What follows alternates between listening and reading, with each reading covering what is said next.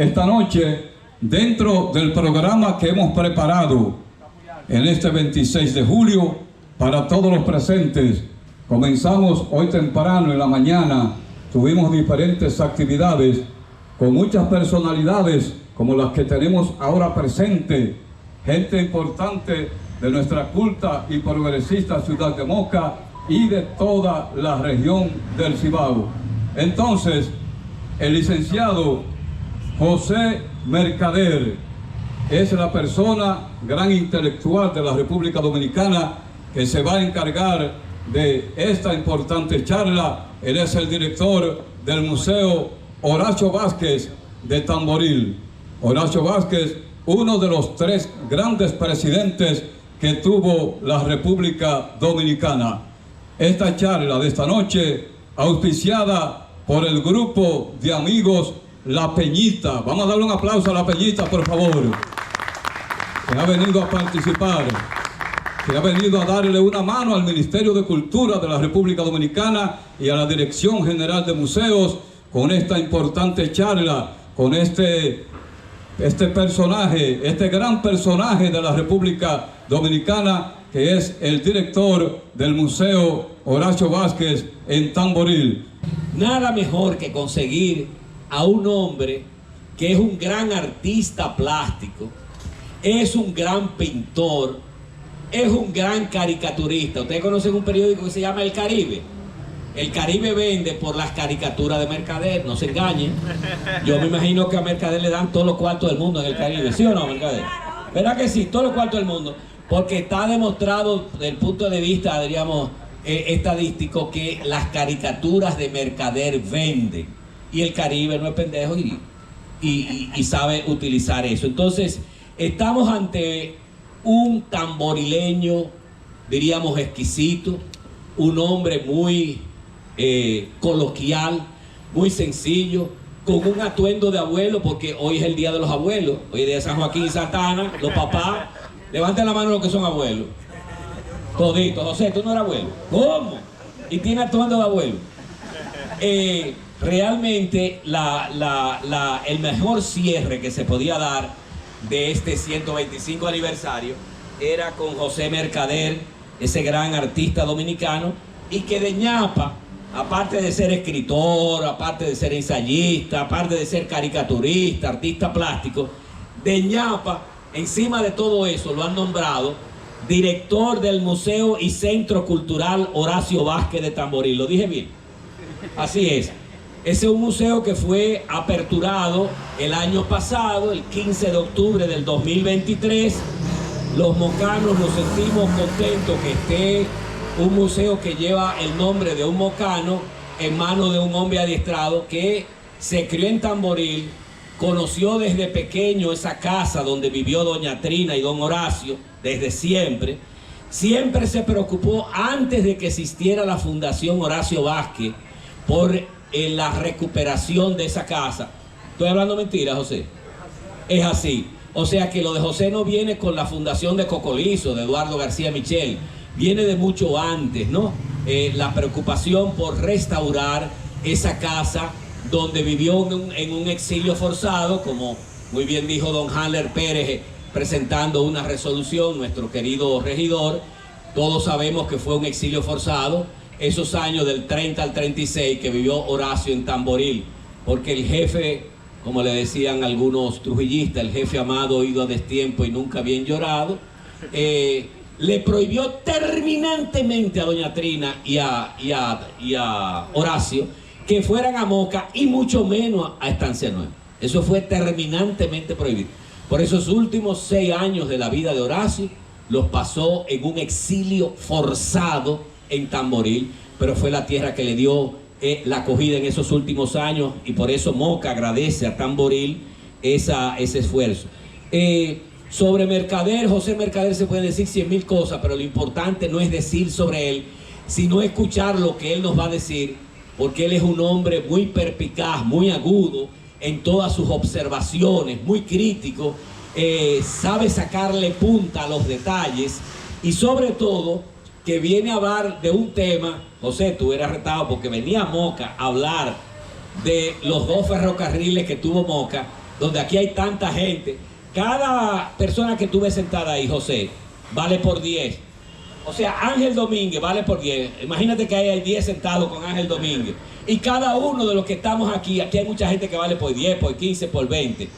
Y lo mejor fue poner en las manos de La Peñita, de parte del profesor Porfirio Méndez, la presencia exquisita de ustedes, porque ustedes son un público exquisito, ¿no?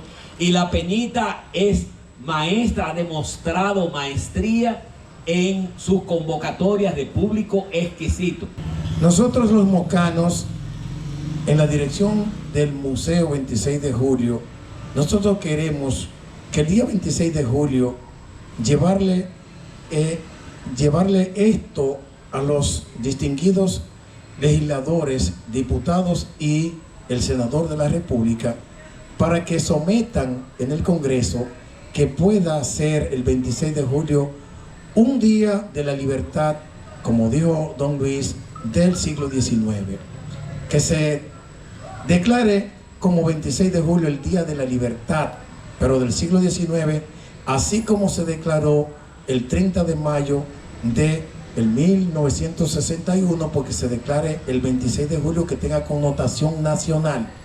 Porque no puede ser que si mocanos, un grupo de mocanos, de 35 mocanos, que dieron la libertad, que dieron su vida para que se estuviera libre el país, entonces solo se celebra en Moca.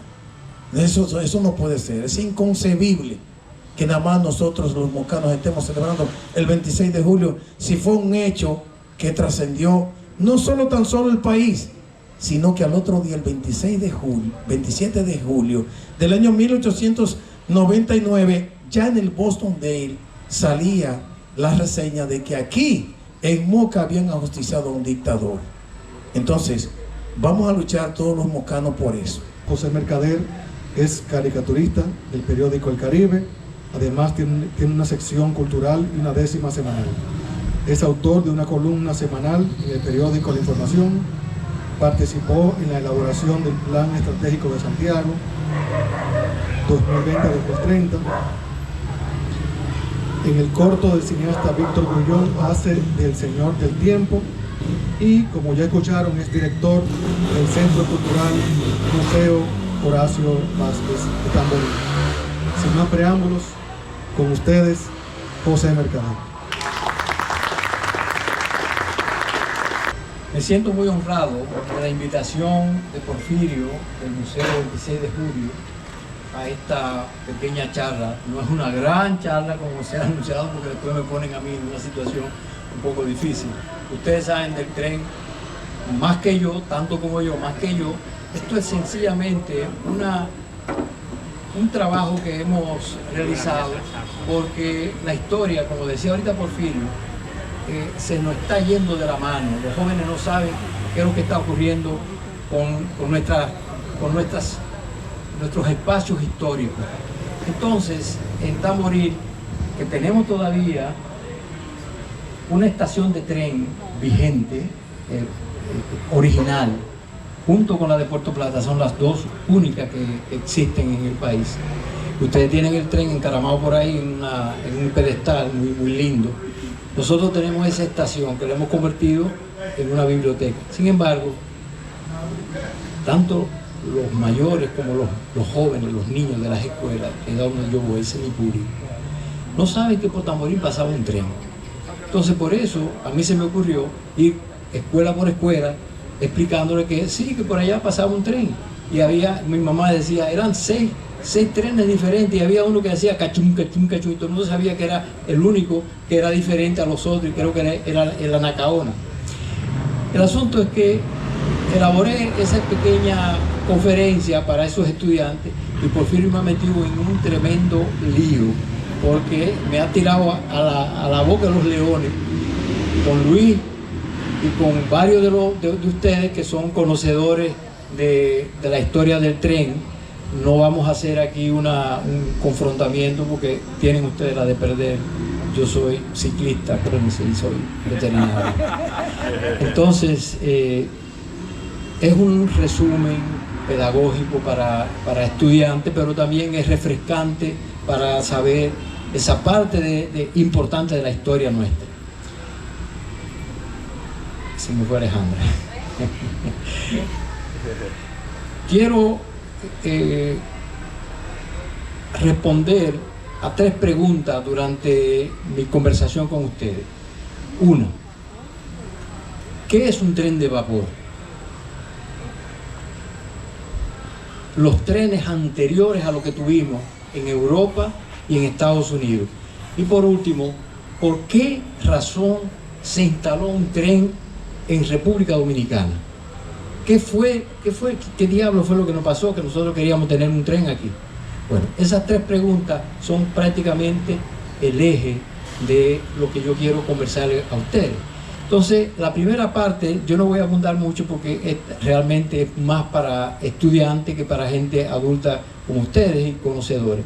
Pero sí puedo decir que el tren de vapor, igual que la greca, eso es lo que el ejemplo que yo le pongo, igual que la greca, funciona con la presión del agua. Y ahora dicen que los chinos están por hacer un carro volviendo otra vez a la técnica de la termodinámica inventada por allá, lejísimo, en Inglaterra, mucho antes de que se hicieran los primeros trenes. Entonces, aprovechando esa fuerza del agua, del vapor, de la termodinámica, se crea un movimiento en las ruedas de los trenes. Alejandra Latoso. Se crea una fuerza que hace mover al tren. De manera que inteligentemente los ingenieros de la época, que yo pienso que es un ingenio, es tremendo cómo se le pudo ocurrir a ellos que con el vapor del agua caliente se podía mover una máquina tan grande. De manera que los pioneros, Alejandra 3, 4. Este señor Nicolás Leonard Sadi Carnot fue un excelente científico que sin él no hay tren de vapor, porque él es quien hace todos los estudios y formula cómo es que se puede canalizar esa fuerza de ese vapor que hace mover la máquina. Después, en la misma Inglaterra hay un señor que se llama Trevithick, que se tira ya al taller y comienza a fabricar en base a los estudios, a las propuestas del señor Carnot. Trevithick es quien, juntando latas viejas y hierro viejo en su taller, logra hacer esto que hoy lo vemos y parece muy ridículo, pero eso fue un aparato tremendo para lograr mover aquellos vagones. Primero empezaron con un vagón y después le fueron agregando, pero el ingenio de hacer los rieles y poner este aparato a correr en una sola línea. Después de Trevithick viene otro que es Stephenson, que la trabaja mucho mejor y nos hace esta propuesta de tren. Fíjense que el tanque de agua es mucho mayor, el vagón es mucho mayor, las ruedas ya son... uno viendo la imagen, uno se da cuenta que hay un trabajo más perfeccionado que el anterior, el de Trevithick. De manera que esos son los inicios, y eso hay que decirlo porque muchas veces uno dice, pero el tren cayó del cielo. No, el tren es fruto del pensamiento humano. Y tiene la ciencia la ventaja de que en la ciencia no hay democracia. Y qué bueno, no hay democracia, porque cuando ese señor descubre eso, él no le está preguntando a nadie que si corre o no corre. Él lo está proponiendo, esto es así, y ahí funciona. No hay congreso, no hay mayoría, no hay minoría. El aparato está y se va a usar. Lo mismo que en otros aspectos de la medicina. Si hay un doctor, y el doctor me puede corregir, Jochi me puede corregir, si hay un doctor que descubre un nuevo método para hacer una operación, eso se puede plantear en un congreso, pero las evidencias de ese progreso está ahí y nadie lo va a discutir. Ahora, si estamos en el aspecto social, sí ahí hay necesidad de la democracia. Y justamente hoy, como decía al principio Porfirio, hoy es un día muy especial. Yo voy a hacer un pequeño paréntesis porque aparte de los 125 años que cumple el ajusticiamiento de Lilis, se cumple también 100 años de que Horacio Vázquez llegó al poder. Entonces, hay una fecha exacta en la que él fue juramentado, pero yo no quise elegir como director del Museo Horacio Vázquez de Tamboril, no quise elegir esa fecha, sino que aproveché la del 26 de julio para celebrar esos 100 años y le hicimos una marcha en Tamboril y una ofrenda floral para conmemorar el Día de la Libertad que decía Luis ahorita. Entonces es muy importante para nosotros este día, y vuelvo y repito, me siento muy, muy honrado que me hayan invitado, porque esta fecha es histórica para todos, no solamente para los mocanos, cuidado, este país es muy grande, Porfirio, carajo. Entonces, seguimos con el tren y vemos que en Estados Unidos, si partimos el mapa en la mitad, hay un río que es el Missouri. Después que los Estados Unidos se establecen al este, con todas las provincias iniciales y el desarrollo que tuvo con los primeros inmigrantes ingleses, en un momento dado se ve la necesidad de expandirse hacia el oeste, y es lo que nosotros conocemos, todo lo que fuimos al cine de matiné, recordamos aquella película de vaquero, esa época de vaquero, eso es la expansión de los americanos hacia el oeste para conquistar y desarrollar y hacer progresar el país. Pero ese progreso necesariamente tenía que pasar por un mecanismo de transporte que fue el tren, que ya se conocía en Europa, como vimos. Entonces ellos se les ocurre tiene que ser a partir de Omaha, donde usted ve la línea roja, al inicio a la derecha está Omaha, que está pegadito al río Missouri. ¿Por qué pegado?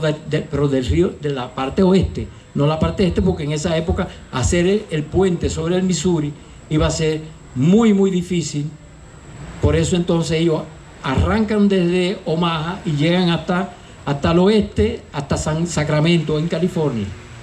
Eso hay que saberlo porque estamos hablando de los años 1860, 61, 62, cuando Ulises Grant después inaugura la unión de la parte que venía construyéndose desde el oeste hacia el este, y se hace la unión y se hace esa inauguración para entender que la Pacific Railroad empezaba una nueva época en Estados Unidos. Entonces, aquí nosotros sabíamos de ese progreso, y por lo tanto teníamos una serie de problemas económicos, de transporte de productos económicos, que lo vamos a ver un poquito más adelante, y vimos la necesidad de instalar un tren. Pero los primeros trenes que se instalaron aquí fueron dos, y no fue en Moca, fue uno en la capital que salía desde la Puerta San Diego, allá que era el puerto principal, detrás de la Alcázar de Colón, subía Las Damas, bajaba la calle El Conde y llegaba hasta la Puerta del Conde.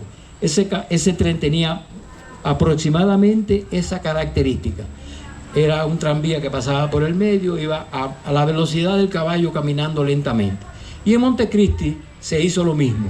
Había un tranvía de caballo, que se instaló por razones también de transporte y económica. Ulises Francisco Espaillá es quien más claramente lo expone, diciendo que la región del Cibao, yo puse aquí, las partes rojas son las dos lomas, la septentrional y la central. Aquí tenemos el Sánchez, Moca, Santiago y Puerto Plata. Lo puse así para poder ilustrar rápidamente lo que quiero expresar. Las regiones en verde es el Cibao, y la otra parte, ustedes saben, es el sur. Y decía Ulises Francisco Espaillá en uno de sus escritos, que él firmaba como María, que muy adelantado para la época porque es una forma de él esconderse en un seudónimo que podía, hoy cualquier movimiento feminista podía reivindicar diciendo que Ulises Francisco Epallá era un gran defensor de la mujer, porque incluso hasta escribía con un seudónimo de mujer, María. Entonces, en uno de esos escritos decía Ulises Francisco Epallá que esa diferencia de regiones era tan clara que uno se podía dar cuenta porque la gente del Cibao era la gente pensante. ¿Y por qué era pensante? Porque fumaba cigarro. Y cuando uno fuma cigarro, el humo te entretiene y te lleva, y entonces tú reflexionas y tú piensas.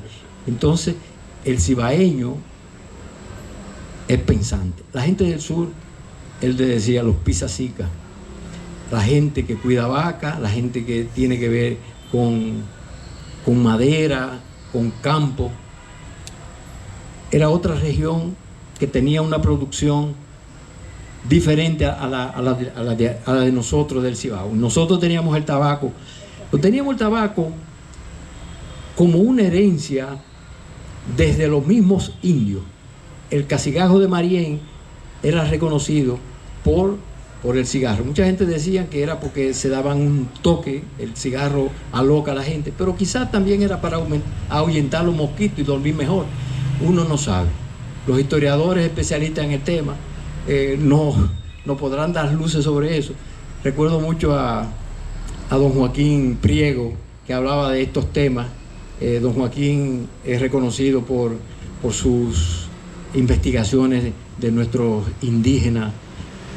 Joaquín Priego, que casi nadie lo conoce, es el papá de Harold Priego, que era el que hacía las caricaturas en el Diario Libre, cuando Adriano dirigía el periódico, y Boquechivo,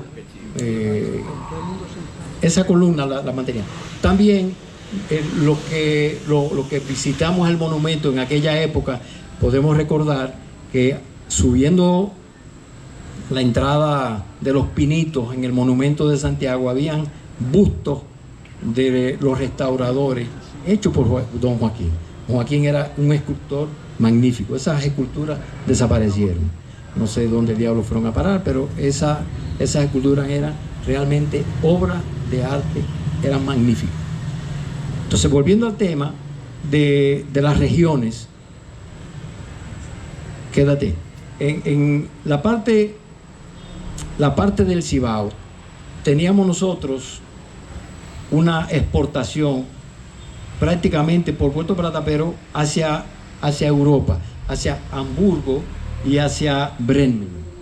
En el sur, en cambio, las exportaciones se hacían por el puerto de Santo Domingo hacia Inglaterra, Curazao y San Tomás. ¿Qué exportaban en el sur? Madera, ganadería, ganado, azúcar.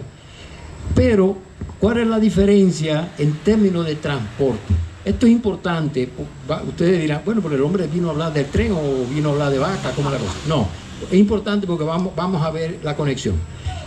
En el norte, para uno llevar un cerón de tabaco desde aquí de Moca al puerto de Puerto Plata o llevarlo a otro sitio, era bien difícil. No había espacio de comunicación, no había, lo que teníamos éramos lo que llamábamos los caminos de herradura, y teníamos el gran inconveniente de las crecidas de los ríos. Entonces, un producto que tú querías llevar te podía tomar un día, o como te podía tomar una semana o casi un mes, muchas veces.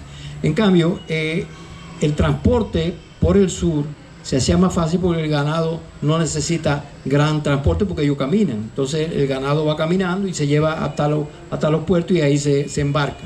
Entonces esas dos diferencias en términos de transporte de la época es importante entenderlas, porque ocurre que en la medida en que esos productos va aumentando su auge, su presencia en el país, entonces se va entendiendo la necesidad de buscar un mecanismo de transporte eficaz. completamente. Entonces, aparte de que en un momento dado aparece la azúcar, principalmente en el sur, fíjense que de 30 haciendas de caña, que era igual a decir 30 ingenios, solamente 3 se instalaron en el norte, en el Cibao, y los otros 27 se instalaron en el sur. Es decir, que hay un auge económico y se introduce eso porque vinieron después de la guerra de independencia de Cuba, llegan unos cubanos y meten el azúcar, y es importante entender que con esa aparición de todos estos ingenios y este aumento, este auge de la producción de azúcar, entonces todavía más se crea la necesidad de transportar todo este tipo de mercancías. De manera que, ¿por qué Luperón está ahí? Porque ya para el 1879 ya se empezó a hablar. Acuérdense que Luperón es un viajero. Luperón viaja a París, viene, va, viene, conoce muy de cerca lo que es el transporte. De manera que ya en la época de Luperón se está hablando de la posibilidad de hacer un tren. Y de hecho, Gregorio Rivas, lo vamos a ver un poquito más adelante, Gregorio Rivas hace una solicitud al Congreso para que se materialice el tren. Por lo tanto, Gregorio se mete en todo tipo de movimiento que tiene que ver con el tren. Claro, hay comerciantes que son muchas veces más consecuentes con sus pueblos que otros y son más benévolos, pueden ofrecer, pero también sus ideas de progreso muchas veces lo puede beneficiar a él, pero al mismo tiempo van a beneficiar a las comunidades.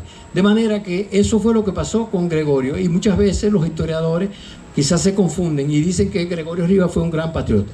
El que lo quiera pensar así, yo no tengo ningún problema, pero a mí me parece que Gregorio Rivas fue un hombre de un pensamiento muy avanzado y que andaba buscando aumentar su capital como comerciante. Y eso no es nada malo, no es un pecado, todos los comerciantes lo hacen. Y eso es legal. De manera que yo quería apuntar eso. Hay que decir que el sitio que se llamaba Almacén es porque Gregorio tenía un gran almacén ahí de productos. Después ese sitio se le llama Villa Rivas en su honor. Muy bien. ¿Quién dice que no? Bien, entonces, aparte de el progreso que va teniendo, que va dejando el tren como mecanismo de transporte, lo más notable es que en Sánchez se convierte en una ciudad sumamente importante y muy dinámica, a tal punto ahí cambia de nombre, porque en vez de Las Cañitas ya le ponen Común de Sánchez. Y de hecho, con este auge comercial, tenemos 3 bancos en Sánchez. Tenemos cuerpo consular de 5 países. Eso es casi más que la capital. Tenemos además 2 logias, la masónica, que se construyó, la número 21, y la logia Odd Fellows, que fue muy importante. Las logias eran importantes en aquella época.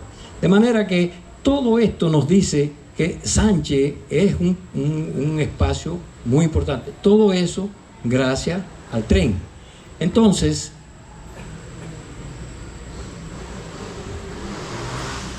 en Sánchez tenemos esta situación de que la población es, la gente decía, si estuviéramos hablando en el lenguaje de hoy, podríamos decir que en esa época Sánchez era un Nueva York chiquito, como diría Leonel, que le encantaba decir iba a convertir a Santo Domingo en un León chiquito por el metro.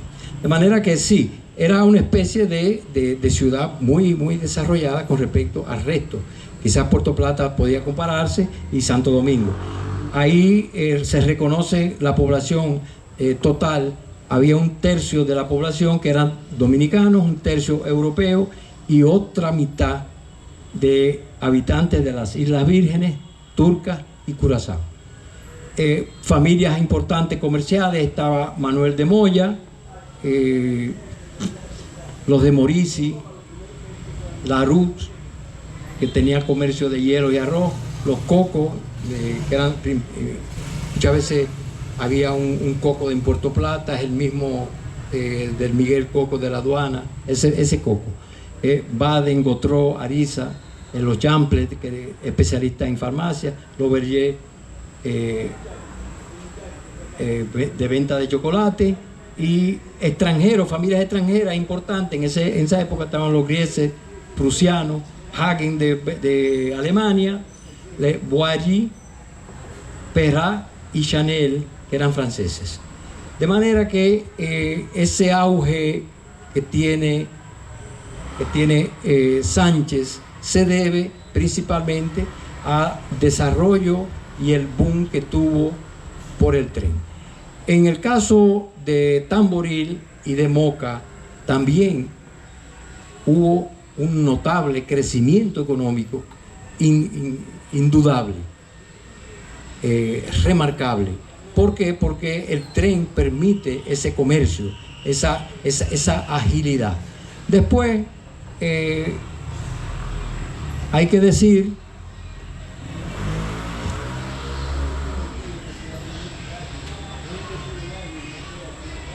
que así como en Sánchez se da esta presencia de bancos, de logias, también hay que hablar de una presencia cultural importante, lo mismo que aquí en Moca y lo mismo que en cada pueblo donde pasaba el tren. Circos, teatro, correo. En Sánchez se hablaban 5 lenguas, igual que en Puerto Plata. Se hablaba el cocolo, el español, el francés, el inglés y el alemán.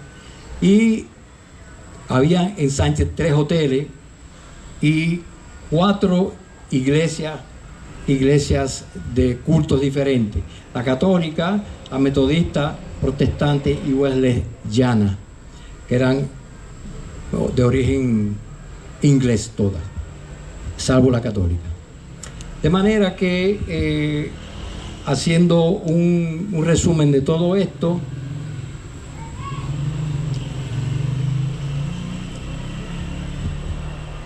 es obligatoriamente,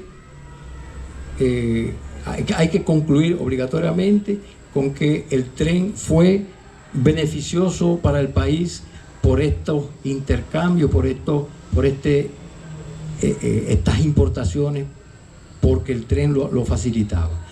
Entonces estamos ya en el 1917, que está ya la Primera Guerra Mundial. Entonces los precios del azúcar, del tabaco, del café y el cacao aumentan. Y como Europa está en guerra con la Primera Guerra Mundial, entonces nosotros tenemos aquí el privilegio de tener esta producción y de poderle vender sin que a nosotros nos afecta, nosotros no estamos en guerra. Y se da lo que los historiadores llaman como la danza de los millones, porque el azúcar lo compraban carísimo, el café lo compraban carísimo, y bueno, eso no duró mucho, y justamente esa es una de las causas por la que el tren empezó a decaer. Para 1922 se inaugura la primera, la carretera Duarte, hecha por los americanos en la ocupación, y ya para el 40 la compañía que se había instalado en el país quiebra y se denomina entonces, en vez de ser el Ferrocarril Central Dominicano, se llama Ferrocarriles Unidos Dominicanos, pero ya con ninguna posibilidad, porque Europa empieza a recuperarse económicamente y ya no necesita de los productos que nosotros le vendíamos. Entonces, económicamente eso hace que el tren sea innecesario. Entonces uno siempre se pregunta, pero si el tren lo dejan, ¿cuántos problemas hubiéramos tenido nosotros resueltos? Entonces volvemos otra vez a la esquemita de la cantidad de vagones que teníamos y la cantidad de trenes que teníamos. Bueno, el tren que teníamos no era de pasajeros, era de transporte de carga. Entonces, cuando se elimina la necesidad de ese transporte, entonces se elimina el transporte mismo. Por eso, el transporte del tren ya se ve como un elemento que no es necesario para tenerlo activo. Así es que ya en la era de Trujillo empiezan los camiones a llegar, ya las carreteras están hechas, entonces el camión puede llegar hasta el conuco y transportar las mercancías, economía. Siempre es un problema económico. Entonces, de manera que ya para el 50 el tren ya no es necesario, cae en desuso y Trujillo lo desmantela en el 50. De manera que ese es un resumen muy apretado. Yo hubiera querido ahondar más en los detalles del tren de Moca, como Porfirio le hubiera gustado, pero yo quise hacer un esbozo general para que entendamos por qué no tenemos tren hoy, por qué se nos fue, por qué ya no era necesario. Sin embargo, hoy vuelve otra vez el problema del transporte, se están construyendo trenes de nuevo, porque sí, el tren en Europa, hay trenes hoy, los llamados trenes bala, que corren a 600 kilómetros por hora y tú llegas de aquí a allá en un ratito. En Japón eso es prácticamente de uso normal. Nosotros estamos muy lejos de eso, pero quizás se vea la necesidad de que el tren vuelva, pero ya no para transportar cargas, sino para transportar pasajeros, porque se nos volvió, las carreteras se nos volvieron un caos. Queremos, en nombre de La Peñita, hacerle entrega a usted de este reconocimiento, señor Mercader. Dice, vamos a permitir que Benigno lo lea. Léalo usted, por favor. La Peñita, un grupo de amigos, reconoce a José Mercader por compartir sus conocimientos en la charla denominada El Tren de Moca. Con la misma logró crear una sinergia entre el deseo de conocer y la gracia y la facilidad con que manejaba las informaciones de una obra de desarrollo que impactó en todo el país. Dado en Moca, provincia de Espaillat, República Dominicana, a los 26 días del mes de julio del año 2024. Licenciado Amable Guzmán, presidente. Licenciado Nicolás Grullón, secretario. La familia Pérez Méndez, a través de La Peñita, le va a hacer entrega de una publicación que escribió el doctor Artañán Pérez Méndez sobre el Santuario Nacional del Sagrado Corazón de Jesús, que es patrimonio monumental de la República Dominicana, es iglesia grande, por si usted no lo sabe, la iglesia más bella del país, más bella que la basílica. Claro que sí.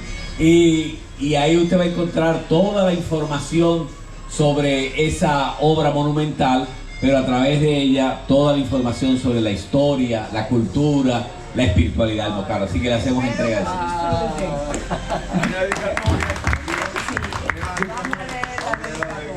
Vamos a leerla. Vamos a ver. Sí, José Mercader.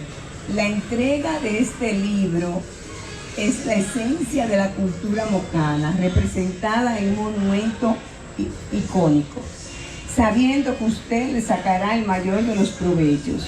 Grupo de amigos, La Peñita, 26 de julio 2022.